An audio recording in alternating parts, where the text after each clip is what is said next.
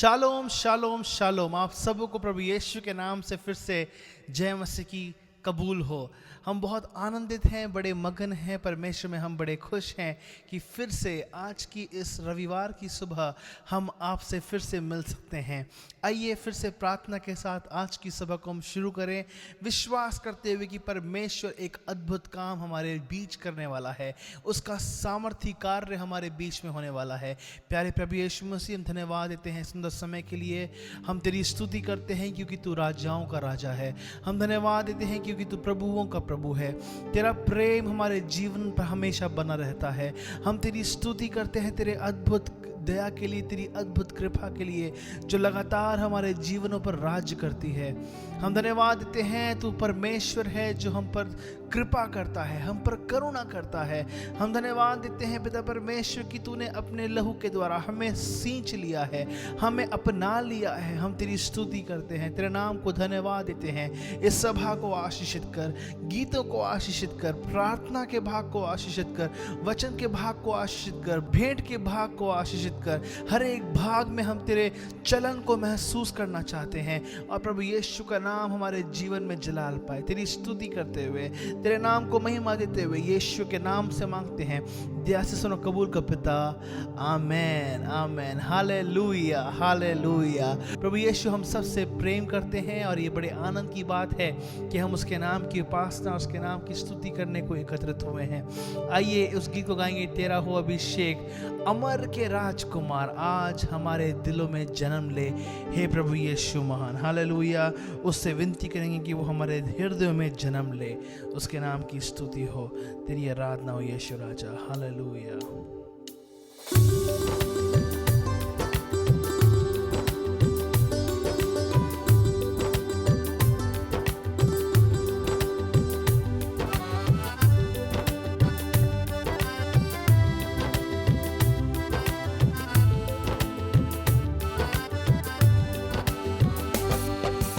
तेरा हो अभिषेक अमर के राजकुमार आज हमारे दिल में जन्म ले, हे प्रभु यीशु महान, हे प्रभु यीशु महान। तेरा हो अभिषेक अमर के राजकुमार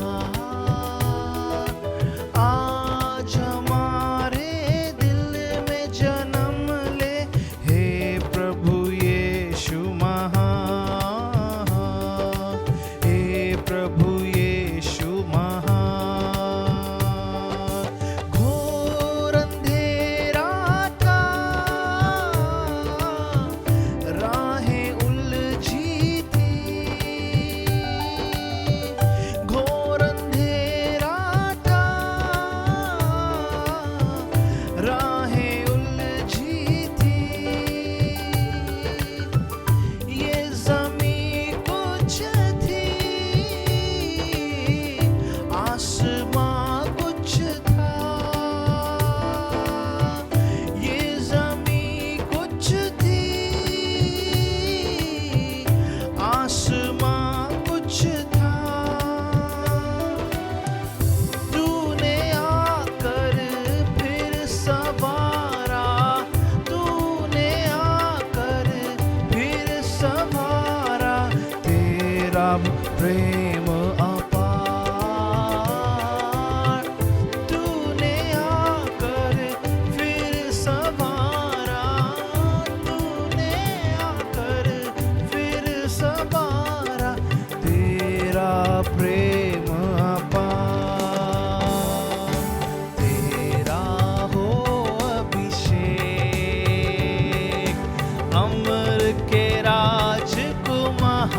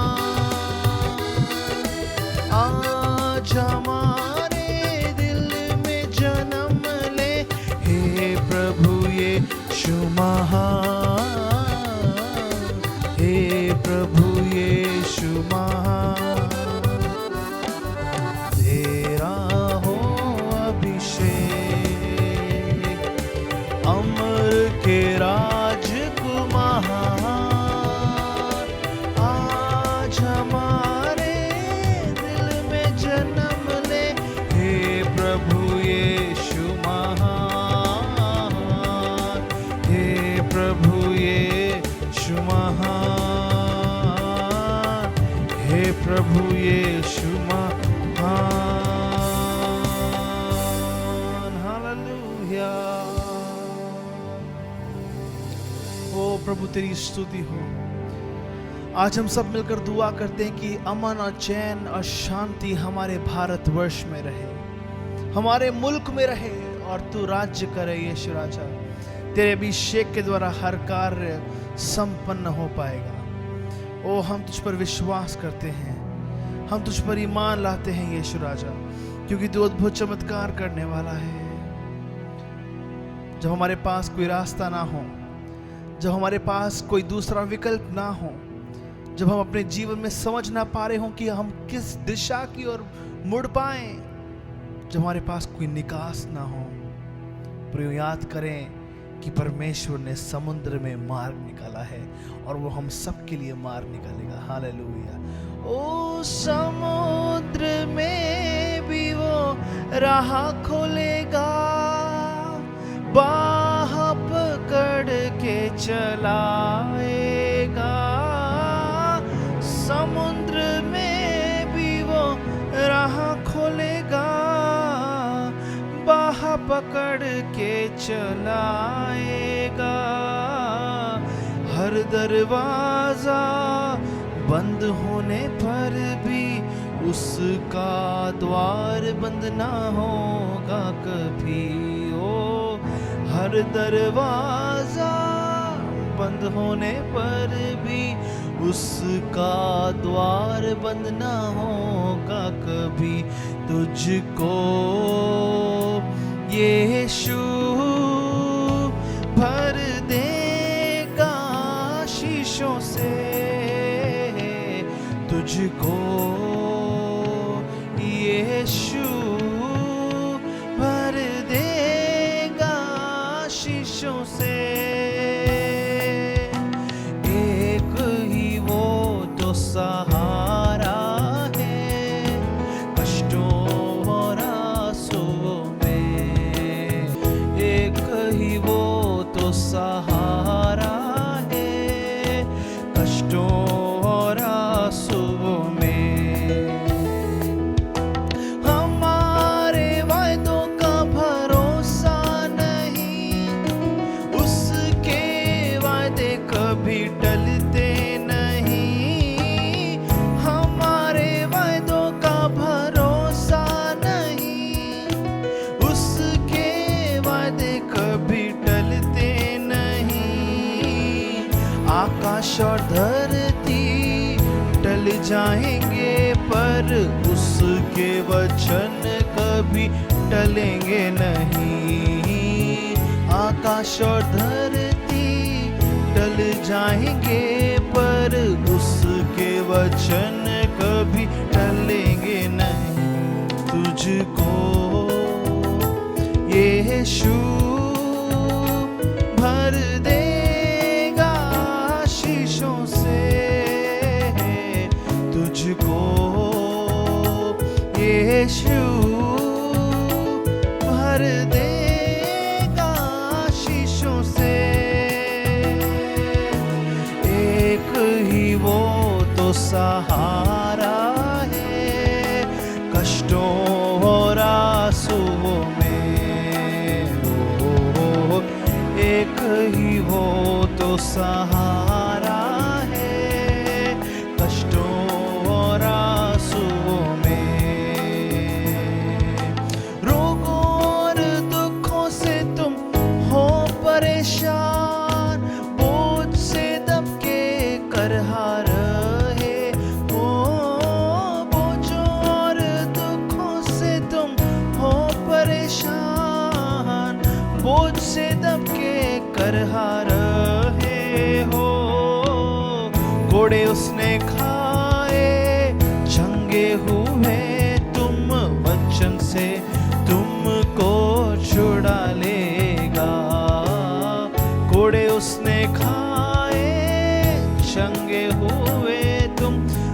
दर्शन से तुमको छुड़ा लेगा, तुझको यीशु भर देगा आशीषों से, तुझको यीशु भर देगा आशीषों से। एक ही वो तो सहारा है कष्टों और आंसुओं में, एक ही वो तो सहारा है कष्टों और आंसुओं में, एक ही वो तो सहारा है कष्टों और आंसुओं में। ओ तेरी स्तुति हो यीशु राजा, ओ तू हमारा सहारा है यीशु, ओ तू हमारा मददगार है यीशु राजा। हम तेरी स्तुति करते हैं, तेरा धन्यवाद देते हैं। तू राजाओं का राजा है, ओ तू प्रभुओं का प्रभु है यीशु राजा। हालेलुया। ओ तेरे नाम की आराधना हो यीशु, तेरी स्तुति हो, तेरी आराधना हो यीशु। तू भला परमेश्वर है, तू कभी ना बदलने वाला राजा है।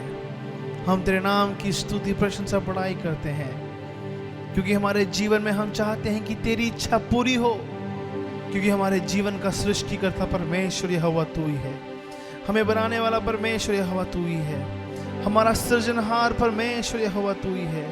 और अपने जीवन को हम तेरे हाथों में समर्पित करते हैं। तेरी इच्छा के केंद्र बिंदु में अपने जीवन को हम संचालित होते हुए पाना चाहते हैं यीशु राजा। अपनी मर्जी पूरी कर, अपनी इच्छा पूरी कर, एक अद्भुत कार्य हमारे जीवन में होने दे पिता परमेश्वर। तू ऊंचा किया जाए, तू महिमा पाए यीशु राजा। हालेलुया।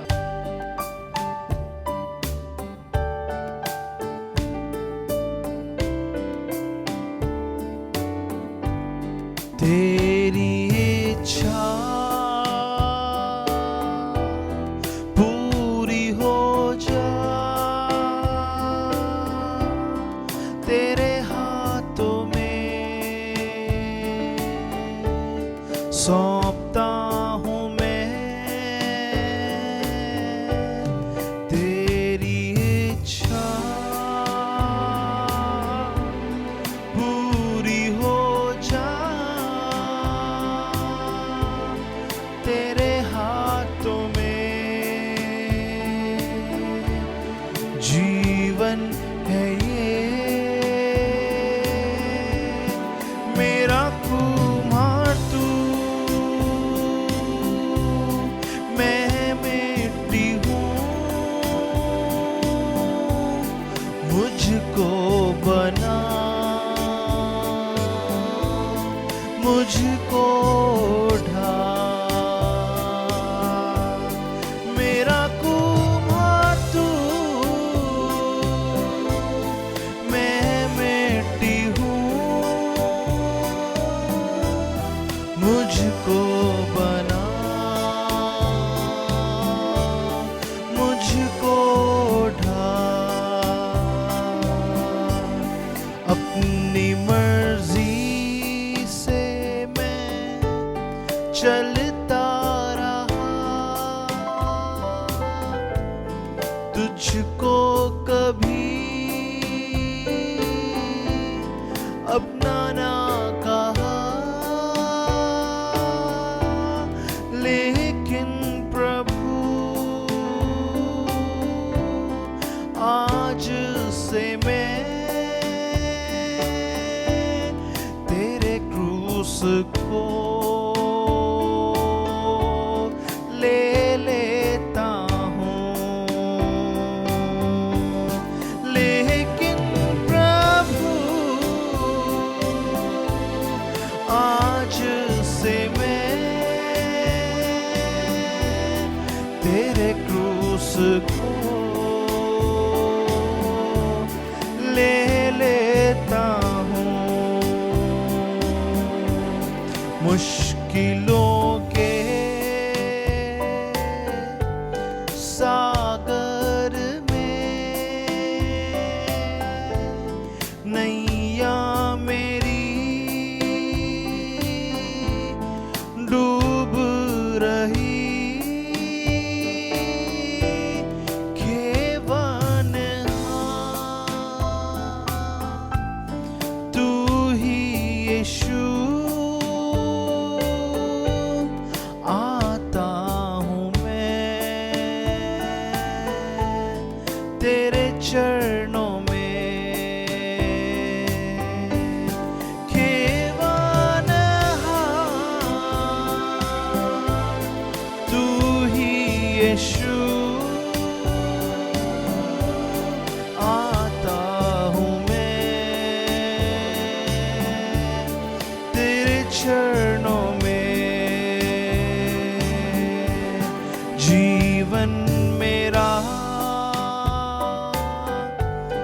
तुम ही तो हो, साथी मेरा तुम ही बनो, मेरा आधार, मेरी चट्टान तुम ही तो थे, तुम ही रहो, मेरा आधार, मेरी चट्टान तुम ही तो थे, तुम ही रहो, यीशु तुम ही तो थे, तुम ही रहो, तुम ही तो थे, तुम ही रहो। प्रभु यीशु, हम विश्वास करते हैं कि तू हमारी चट्टान है। यीशु नाम चट्टान पर आज अब अपने विश्वास को अटल खड़ा करते हैं। प्रभु धन्यवाद देते हैं इस सुंदर समय के लिए जब हम तुझसे सीख सकते हैं, तेरी आराधना कर सकते हैं, तेरे नजदीकता में आ सकते हैं।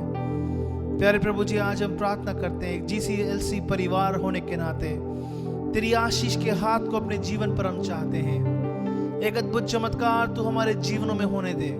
शैतान के सारे बंधन यीशु नासरी के नाम से तोड़ दिए जाएं। दुष्ट आत्मा की शक्तियां यीशु नासरी के नाम से नष्ट कर डाल दी जाएं। होने पाए कि हम तेरी पवित्र आत्मा से परिपूर्ण होने पाए, तेरी पवित्र आत्मा से हम परिपूर्ण होकर तेरे गवाह बनने पाए। पृथ्वी की छोर तक हम तेरे लिए आत्माओं को जीतने वाले भाई बहन बन सके। पिता परमेश्वर, हम प्रार्थना करते हैं हमारी कलीसिया की विरासत को तू हमें प्रदान कर राजा।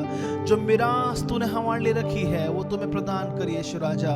इस दिल्ली शहर को तेरे लिए जीतने के लिए तू हमारी सहायता मदद कर पिता परमेश्वर। एक अद्भुत चमत्कार हम तेरे आत्मा के अभिषेक के द्वारा पिता इस संसार में, इस शहर में, इस राष्ट्र में होते हुए देखना चाहते हैं राजा।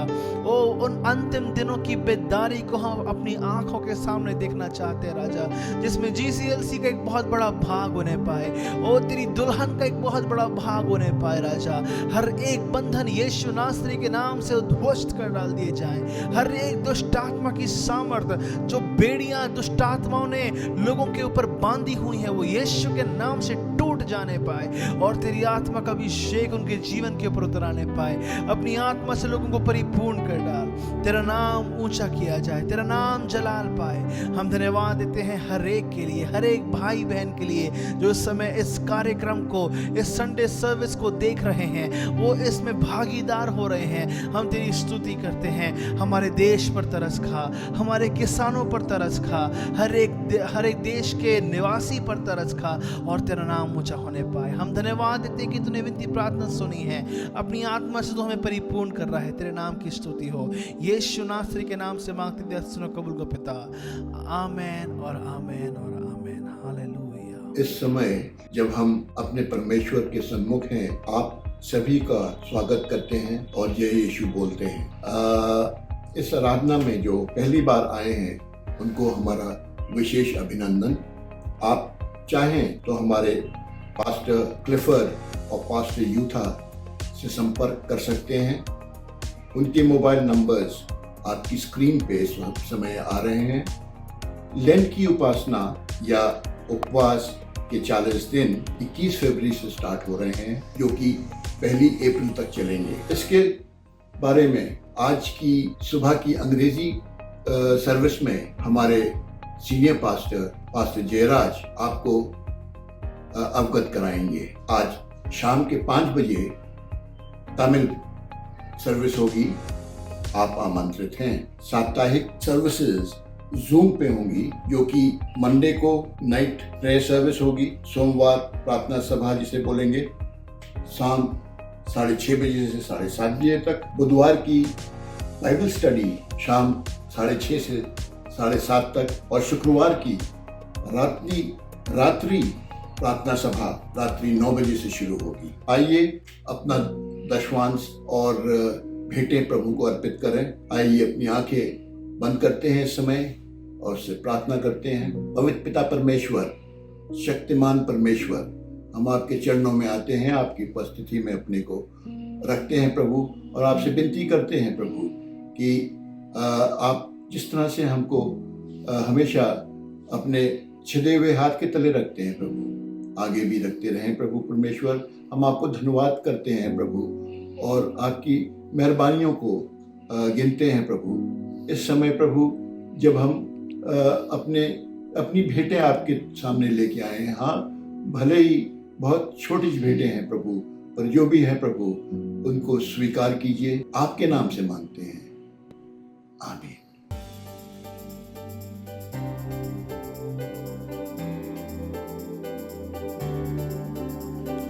राजाओं का राजा यीशु राजा जगत में राज करेगा।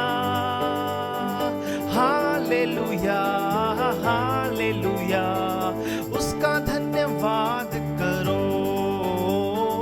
हालेलुया आहा हालेलुया, उसका धन्यवाद करो। यहोवा का धन्यवाद करो, क्योंकि वो भला है, उसकी करुणा सदा की है। धन्यवाद करो। राजाओं का राजा, राजाओं का राजा यीशु राजा जगत में राज करेगा। हालेलुया हालेलुया, उसका धन्यवाद करो। हालेलुया, उसका धन्यवाद करो। जो ईश्वरों का परमेश्वर है, उसका धन्यवाद करो। उसकी करुणा सदा की है, धन्यवाद करो। राजाओं का राजा यीशु राजा जगत में राज करेगा।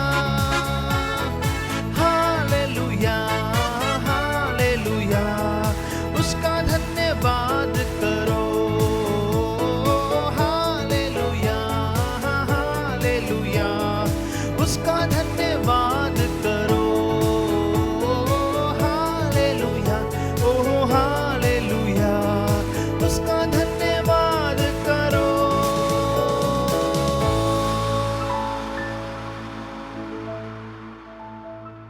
मैं यीशु मसीह का धन्यवाद देता हूँ आज की सुबह के लिए। हम इस साल के दूसरे महीने के बीच में पहुँच गए हैं। ये प्रभु की करुणा है, उसकी ब्लेसिंग है, उसकी आशीष है कि हम आज तक उसने हमें संभाला और हमें आगे ले गया।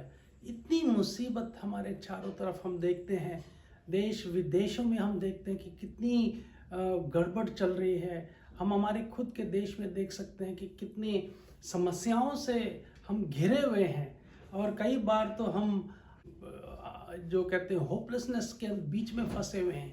लेकिन परमेश्वर इतना भला है, परमेश्वर वो परमेश्वर है, यीशु मसीह वो परमेश्वर है जो हमें होपलेसनेस से हमें होप के अंदर ले आता है, आशा में, आशा रहित सिचुएशन से, आशा रहित चारों तरफ से घिरी हुई अवस्था में वो निकाल कर हमें आशा के मार्ग पर ले आ जाता है।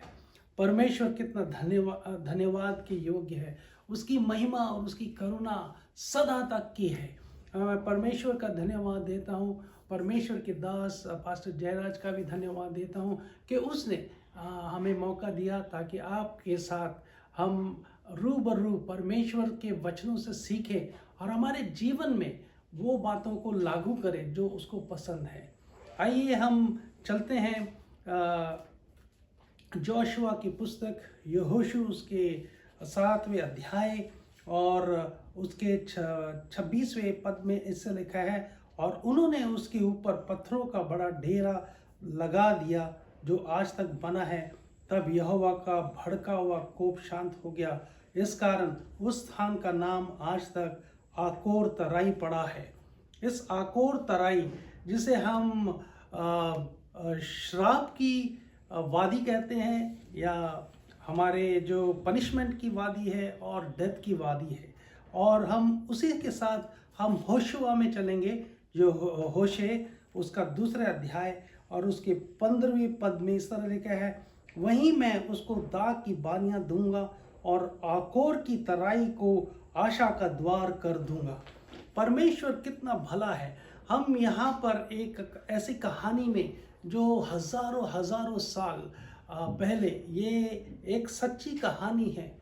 हम सच्ची कहानियों को बड़े ही गौर से सुनते हैं ताकि उससे हमें कुछ हमें मिल सके। और ये एक सच्ची कहानी है। मूसा अब मर चुका है। मूसा ने मरने से पहले यहोशू को अपना पूरा अधिकार जो परमेश्वर ने उसको दिया था वो दे दिया, और उन्होंने यॉर्दन नदी को पार करके, लाल समुद्र से तो पहले ही पार कर चुके थे, लेकिन यहोशू के समय में उन्होंने यॉर्दन नदी को पार करके उन्होंने जेरिको जो किला था उसको 7 दिन उन्होंने चारों तरफ से घेर कर, और आखिरी 7वें दिन में आगे चल के हम देखते हैं कि उन्होंने उसको विजय उस पर हासिल की, जिसमें राहाब करके जो वेश्या थी उसका एक नई जिंदगी, एक नई दौर उसके में चला। और आगे हम जब अध्यायों में पढ़ते हैं उसके एकदम 7वें अध्याय में, तो हम एक कहानी देखते हैं कि जब परमेश्वर आखान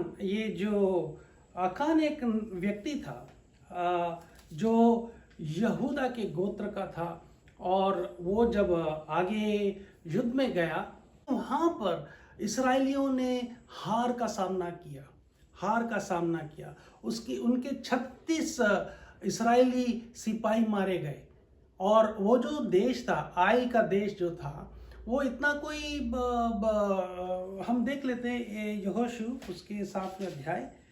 परंतु इस्राएल ने अर्पण की हुई वस्तु के विषय में विश्वासघात किया, अर्थात यहूदा गोत्र का आखान जो शब्दी का पोता और कार्मी का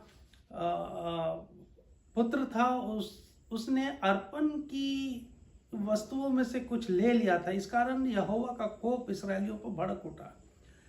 यहोशू परमेश्वर का दास अब मूसा के बाद इन लोगों को आगे ले जाना चाहता है। कहाँ ले जाना चाहता है? वायदे के देश में, जहाँ पे परमेश्वर ने इसराइलियों को यहोशू के हाथ में किया था, और यहोशू का एक बहुत बड़ी जिम्मेवारी थी कि जो प्रॉमिस किया हुआ देश है वहाँ पे उसको ले जाएं। और जब जेरिको के वो किले की विजय जो थी, उसके बाद जब वो आगे बढ़ रहे थे तो उनको एक देश से आक्रमण करना पड़ा। और उस समय क्या है, परमेश्वर ने उनको आज्ञा दी थी कि कोई भी चीज वहां से नहीं लाना, और सारी चीजों का उनको बर्बाद करना है, चाहे वो पशु हो या व्यक्ति हो, सबको बर्बाद करना है। वो दुश्मन के लोग थे। लेकिन आखान जो ये यहूदी गोत्र का था, उसने क्या किया कि लालच की, और उसने बेबीलोन की जो बड़ी सी एक बहुत बड़ी कोट था वो ले लिया, सोने की एक ईंट ली, और चांदी लिया और ये सब करके चुपचाप अपने खेमे में आकर उसने रख दिया। खेमे में खोद कर, अपने खेमे में टेंट के नीचे वो खोद कर उसने चांदी बिछाई, उसके ऊपर ये सारा कुछ डालकर और चुपचाप रहा ताकि किसी को पता ना चले। और इस वजह से इस्राएली हार गए, 36 लोग मर गए उस दिन। और यहोशू को कुछ समझ में नहीं आ रहा था कि ये हुआ तो हुआ कैसे। हम तो, परमेश्वर ने अभी तो हमें जेरिको की जो किले की विजय हमें दी थी और अब हम हार कैसे गए एकदम कमजोर शत्रु से। तो परमेश्वर के सामने उन्होंने गिड़गिड़ाकर प्रार्थना की और यहूदा गोत्र को पकड़ा। उसके बाद उन्होंने उस खानदान को पकड़ा जिसमें आकान था और लास्ट में आकान को पकड़ा। परमेश्वर हमारे जिंदगी में हमारे कोई भी रहस्य को हम छुपा नहीं सकते परमेश्वर से। हम सोचते हैं कि कोई दुनिया नहीं देख रही, हम सोचते हैं कि कोई भी हमें देख नहीं रहा है, हम बड़े पवित्र हैं, लेकिन परमेश्वर की आत्मा, परमेश्वर की आंख हम पर लगी हुई है। जिस प्रकार वो आशीष देता है उसी प्रकार हमें दंड भी दे सकता है। और परमेश्वर की ये आत्मा ने यहोशू को मदद किया आकान को पकड़ने के लिए। और आकान उस जगह में आ गया जहां पर स्वीकार करना पड़ा या मानना पड़ा कि मैंने परमेश्वर के विरुद्ध पाप किया है। यहोशू 7 उसके 20 से लेके अगर हम पढ़ेंगे तब हमें पता चलता है कि उसने स्वीकार किया, सचमुच मैंने इस्राएल के परमेश्वर यहोवा के विरुद्ध पाप किया है। और मैंने इस प्रकार किया कि जब मुझे लूट में निशार देश का एक सुंदर ओढ़ना और 200 शेकल चांदी और 50 शेकल सोने की एक ईंट देखी पड़ी, तब मैंने उसका लालच करके उसे रख लिया। और यही लालच आगे जाके उनका हार का कारण बन बैठा। और यहोशू ने क्या किया, परमेश्वर से मिन्नत की, प्रार्थना की और उसके बाद परमेश्वर ने आज्ञा दी कि जिस व्यक्ति ने ऐसे काम किया है उसे पथराव करके जला दिया जाए। और वही नहीं, उसके सारे परिवार सहित उनके पशु, उनके जानवरों को लेके उनको जला दिया जाए। और यही हुआ परमेश्वर के वचन अनुसार। उन आयतों में हम पढ़ते हैं कि इस्राएलियों ने इस व्यक्ति को और जो सोना चांदी उसने चुराया था लूट में अपनी टेंट में रखा, और उस टेंट में से सारा जो सोना चांदी और ईंट ये जो भी थी वो सारे लोग परमेश्वर के उपस्थिति में ले आए। और वो सब लेके वो चल पड़े आकोर की उस वादी में, आकोर की उस वैली में जहां पर उसको दंड दिया जाना था। और दंड ये था कि उसको पथराव किया जाए। और पथराव उसी को नहीं बल्कि उसकी बीवी, बेटे, बच्चे और पशुओं को भी पथराव करके जला कर उस वादी में उनको एक बहुत बड़े पत्थरों का एक हीप जिसे बोलते हैं, पत्थरों का एक बहुत बड़ा वो जमा करके वहाँ रखना था। और बाइबल बताती है कि तब यहोवा का भड़का हुआ कोप शांत हो गया और इस कारण उस स्थान का नाम आज तक आकोर तराई पड़ा है। आकोर तराई, जिसमें कर्ज, जिसमें श्राप, जिसमें दंड, जिसमें मौत का संदेश है। परमेश्वर इसमें कहानी से यह बताता है कि किस प्रकार हम एक व्यक्ति के पाप से, एक व्यक्ति के एक्शन से वो किस प्रकार हमारे जिंदगी में काम उल्टे पुल्टे हो सकते हैं। यहाँ पर हम देखते हैं कि आकान ने लालच किया। लालच जो कवचियसनेस है, इब्रानियों भाषा में कोमाड बोलते हैं। कमाड का मतलब है लस्ट, अभिलाषा। अभिलाषा मतलब जो आपके पास चीज है उससे भी ज्यादा पाने के लिए आपको कितनी तड़प है, कितनी भूख है, और उसको पाने के लिए आप क्या क्या साधन इस्तेमाल करते हैं, वो है कवचियसनेस, वो है लालच करना। परमेश्वर लालच के बारे में बाइबल में इतनी संदेश हमें लिखे हुए हैं उसने, और हमें हमें सचेत करता है परमेश्वर का वचन कि हम लालच से दूर रहें। लालच जो लस्ट के मुताबिक है। अब गलतियों की पुस्तक उसके 5वें और 19 के पद में हम देखेंगे कि वहाँ शरीर के काम तो ऐसे ऐसे हैं कि मतवालापन, लालच, ईर्ष्या, डाह, मूर्ति पूजा, ये सब उसमें लिखे गए हैं। और यही नहीं, लालच के बारे में ये भी परमेश्वर का वचन करता है कि वो एक मूर्ति पूजा के समान है।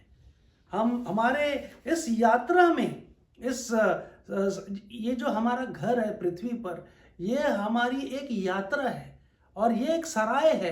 पृथ्वी पे जो हम रहते हैं ये एक सराय है, ये एक रेलवे स्टेशन है। यहाँ पर हम हमेशा नहीं रहेंगे।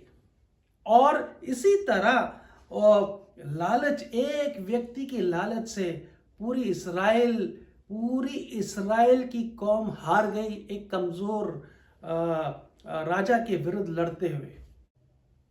और यही नहीं, वो इस्राएल हार गए कमजोर राजा के विरुद्ध, बल्कि 36 इस्राएलियों ने अपनी जान गंवानी पड़ी। और वो जो शत्रु के जो लोग थे इतने आगे आ गए कि उनको भागना पड़ा और उनका जो मन था बिल्कुल पानी जैसे हो गया। बाइबल में ऐसे लिखा है। और उन्होंने सोचा कि आजू बाजू जो भी लोग जो रहते हैं वो जब ये सोचेंगे, ये देखेंगे कि ये क्या हो गया, तो वो हमारा ठट्टा उड़ाएंगे, हमारा मजाक उड़ाएंगे। यही नहीं, इस्राएल गोत्र को हारने में आकान का जो रोल उसने अदा किया था, उसकी वजह से उनके मासूम बच्चे, एक नहीं, दो नहीं, बेटियां, बेटे, बीवी, और यही नहीं, जो पशु है उनको भी पथराव करना पड़ा, उनको भी मौत के मुंह से जाना पड़ा। उन बच्चों की ऐसी क्या गलती थी, उसकी बीवी की क्या गलती थी, उनके बच्चों की और उनके जो मासूम जानवर है जो बोल नहीं सकते, उनकी क्या गलती थी। लेकिन आकान के इस छोटे से पाप की वजह से ना केवल इस्राएल हारा, लेकिन आकान का परिवार सफाया हो गया। एक यहूदा के गोत्र में, उस यहूदा के गोत्र में जहां से यीशु मसीह आता है, उस जगह से जहां से यीशु मसीह ने हमारे लिए, हमारे पाप को उद्धार देने के लिए, हमें बचाने के लिए वो इंसान बन के आया। इस परिवार का सफाया हो गया। कितनी दर्दनाक बात होगी। और ये कितने लोग मर गए, कितने पाप, जो वादी थी उसको लोगों ने सिर्फ दंड की एक ऐसी वादी समझी, एक पाप की और एक श्राप की और हमेशा लानत वाली एक वादी थी, जिसे हम कहते हैं वैली ऑफ आकोर की वादी। लेकिन परमेश्वर ने इतना तरस खाया, उसने लोगों को, इस्राएलियों को देखा पूरे सालों साल कि ये जो कौम है ये गलती करती है और ये मेरी बात मानती नहीं है, फिर भी मुझे तरस आता है। मैंने तो उनको ये वादी शराब की थी। लेकिन आगे चल के हम होसिया में पढ़ते हैं, उसके 2 अध्याय और उसके 15वीं पद में ऐसे लिखा है, वही मतलब वही जगह जहां पर आकोर की जो वादी थी, जहां पे आकान को मारा गया था, उसके परिवार वालों को जला दिया गया था, उसी वादी में, वहीं पे वो लिखता, वहीं मैं उसको दाग की बानियां बनाऊंगा और आकोर की तराई को आशा का द्वार कर दूंगा, और वहां वो मुझसे ऐसी बातें करेगी जैसे अपनी जवानी के दिनों में। परमेश्वर कितना भला है। जिस जगह में होपलेसनेस है, जिस जगह में बिल्कुल आशा रहित जीवन है, वहीं से हमारे जिंदगी में आशा देने वाला कौन है? प्रभु है। प्रभु का धन्यवाद हो कि वो हमारे जिंदगी में आता है और हमारे जिंदगी के जो गुनाह है, जो श्राप है और जिसका हम हम अंदाज़ा नहीं लगा सकते, वहीं पे वो हमारी ज़िंदगी में आकर वो एक नयापन ले आता है। आशा का द्वार, मैं आकोर को आशा का द्वार बना दूंगा। मतलब valley of Achor, door of hope, valley of curse, punishment and death turned into valley of hope. यीशु मसीह ने अपने इंजील में ऐसे कहा है, अपने गॉस्पेल्स में ऐसे लिखा है कि मैं द्वार हूं, और सच में यीशु मसीह ही द्वार है। यीशु मसीह ही आशा का द्वार है। इस दुनिया में हम कितने चारों तरफ देखते हैं, कितने लोग बीमार और कितने लोग कोविड से मर गए, कितने लोगों का जो स्वप्न था वो चकनाचूर हुआ, कितने परेशानी है। ये कोविड की वजह से ही नहीं, दूसरी परेशानियां हमारे ज़िंदगी में जो हमें घेरती है। कई बार हम इतने होपलेस हो जाते हैं, हमारी ऐसा लगता है कि कोई आशा नहीं है, हमारी ज़िंदगी में कोई आशा नहीं है, और उस प्रकार कई लोग एकदम आगे बढ़ जाते हैं अपने ज़िंदगी को ख़त्म करने के लिए, अपने ज़िंदगी को आत्महत्या कर देते हैं। और यही नहीं, कई लोग अपने ज़िंदगी में इतने परेशान हैं, इतने बीमारियों से घिरे हुए हैं, उनके पास पैसा नहीं है, उनके पास व्यवसाय नहीं है, उनके पास काम नहीं है, और वो क्या है, मौत का शिकार हो रहे हैं।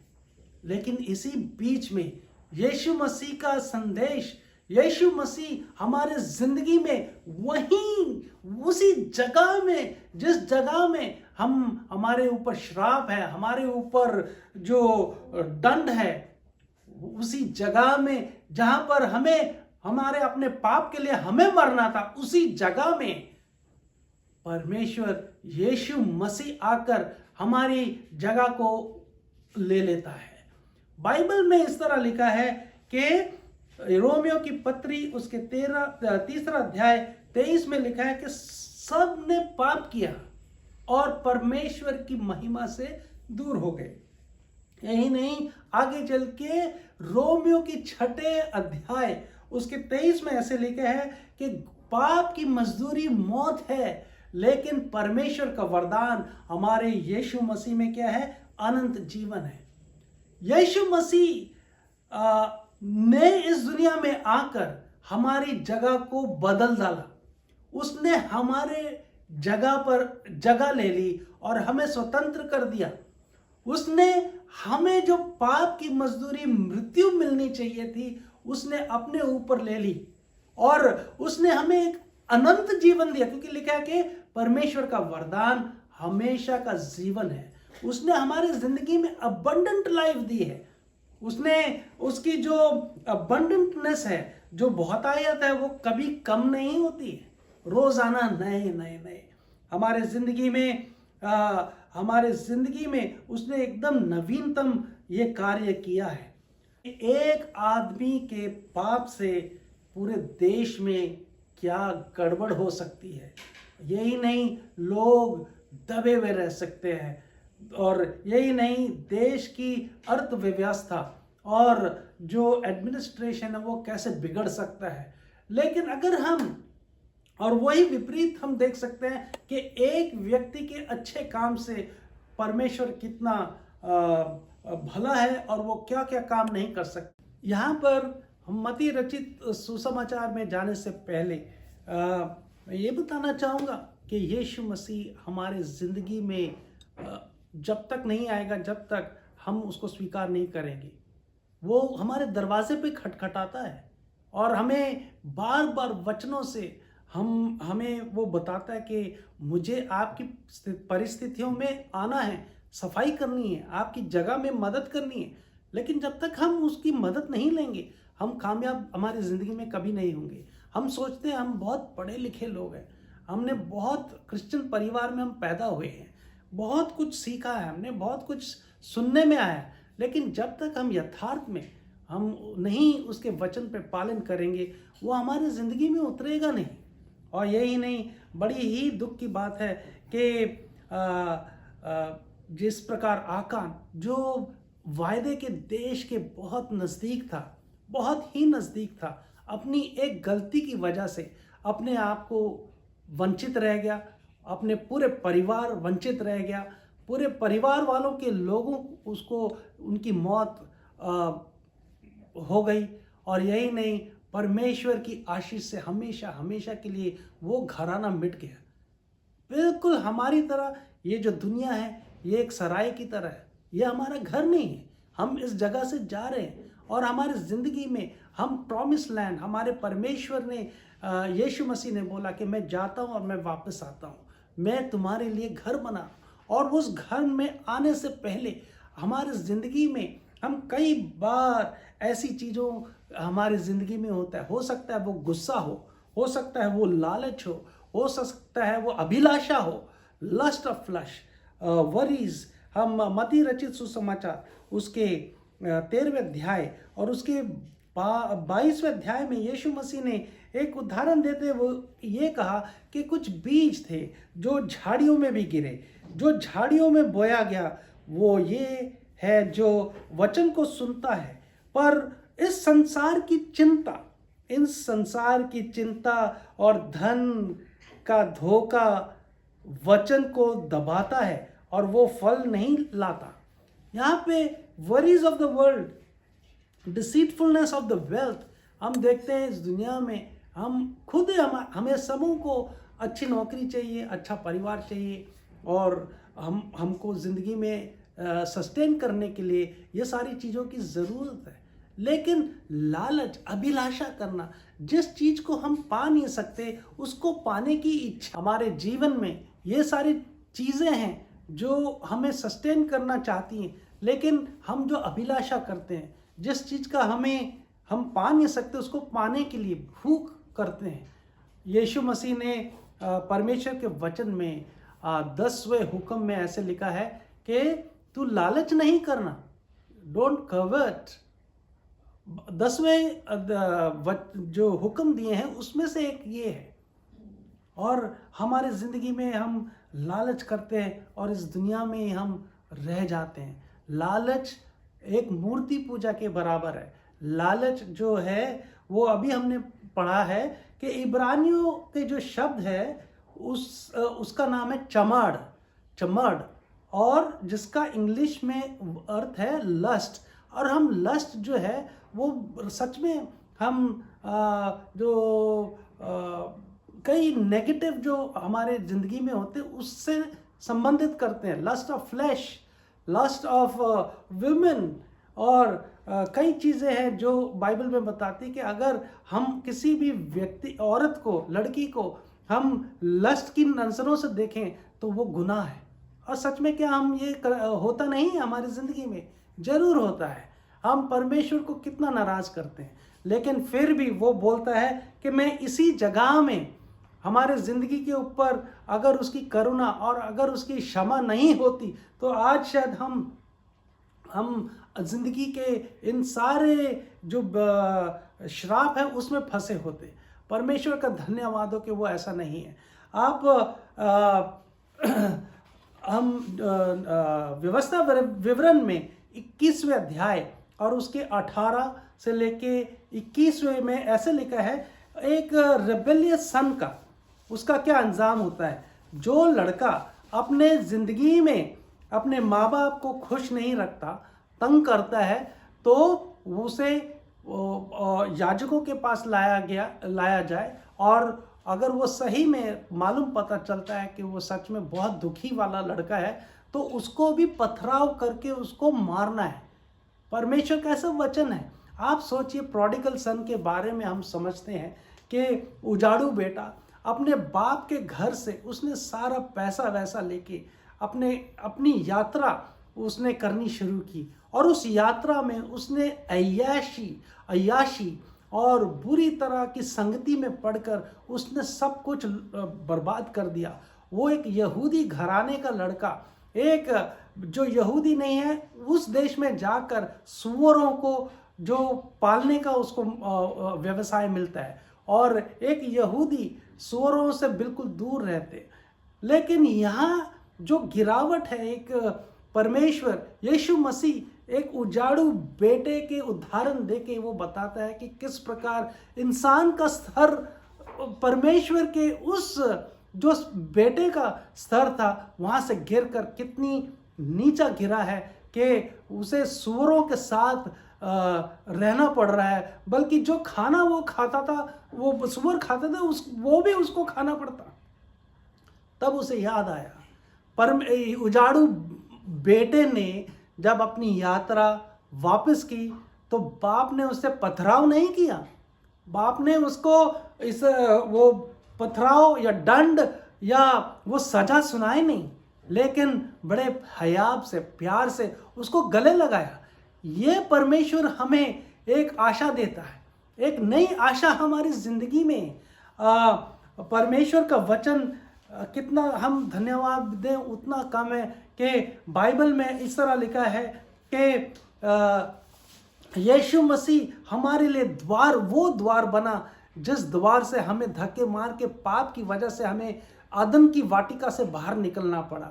एक व्यक्ति के पाप से, आदम और हवा के एक व्यक्ति के पाप से पूरी जो नस्ल थी वो श्रापित हो गई, लेकिन एक व्यक्ति की वजह से जो यीशु मसीह है, उसने अपने कैलवरी क्रूस पर उसने अपना जान देकर एक व्यक्ति बना, ऐसा व्यक्ति जिसे लोग वापस उद्धार में आए। बाइबल ऐसे बताती है कि ईशाया में हम देख सकते हैं कि वो हमारे पापों के कारण उसको कुचला गया, उसको ताड़ना पड़ी। और यही नहीं, इब्रानियों 2:16 से 14 से 16 में इस तरह लिखा है कि अपनी डेथ की वजह से ही destroyed him who had the power of death and that is the devil। और शैतान को उसने ऐसा लताड़ा कैलवरी क्रूस पर ताकि पूरा संसार शैतान के हाथों में था, उन लोगों को वो एक नई जिंदगी दे। परमेश्वर कितना भला है। और 1 तीमुथियों में इस तरह लिखा है कि 2 अध्याय उसके 5 से 6 में लिखा है कि जब पूरा समय हुआ, यीशु मसीह एक कुंवारी से पैदा हुआ, एक औरत से पैदा हुआ। यीशु मसीह का नाम ही है उद्धार करता। हमारे जिंदगी में अगर वो कोई भी किसी ने अगर डिफरेंस लाया है तो वो हमारे रिश्तेदारों ने नहीं, हमारे भाई बहनों ने नहीं, हमारे माँ बाप ने नहीं, हमारे यीशु मसीह ने। उसने वो कर्ज, वो जो श्राप था, उस जगह को उसने आशीष का जगह बना दी। आज हमारे जिंदगी में हम देखते हैं कि कितना परमेश्वर भला है। एक व्यक्ति के अच्छे काम से परमेश्वर ने, और हम राजाओं की पुस्तक हम पढ़ते हैं और वहाँ पे हम देख सकते हैं कि कितने राजा हुए, और कुछ राजा ऐसे हुए कि उन्होंने बिल्कुल बुरी दशा से परमेश्वर को ढूंढना शुरू किया और उन्होंने परमेश्वर की आशीष पाई। आज की सुबह मैं यही आपको बताना चाहूँगा कि हमारी ज़िंदगी में परमेश्वर कितना भला है, लेकिन हम उसकी भलाइयों को नाजायज़ फ़ायदा ना उठाएं। पर हम सोचते हैं कि मेरी ज़िंदगी तो बहुत छिपी हुई है, मैं तो अच्छा प्रचार करता हूँ, मैं तो अच्छी काउंसिल कर सकता हूँ, मैं तो चर्च में एक एल्डर हूँ, लीडर हूँ, या मैं एक विश्वासी हूँ और मैंने यीशु मसीह को स्वीकार किया है 15 साल पहले, तो मेरे को स्वर्ग जाने की टिकट मिल गई। ऐसे नहीं है, परमेश्वर ने कभी ऐसे नहीं कहा। परमेश्वर ने हमारा जो श्राप का था वो कर्ज को तोड़ा, लेकिन हम दिन प्रतिदिन हम कैसे चलते हैं। हम कई बार हम ऐसे परिवार में हम निर्णय लेते हैं, डिसीशंस लेते हैं, जिसकी वजह से परिवार वाले लोग खुश नहीं रहते हैं। और कई बार हम ऐसे काम छुपके करते हैं जिसका हमारे परिवार वालों पे, हमारे बच्चों पर, हमारे बीवी पर, हमारे परिवार बाकी माँ बाप के ऊपर असर पड़ता है। और हम कई बार ऐसे छिप के गुनाह के काम या गुनाह के काम देखते हैं। हमें इन सारी चीज़ों से हमें आज़ाद होना है।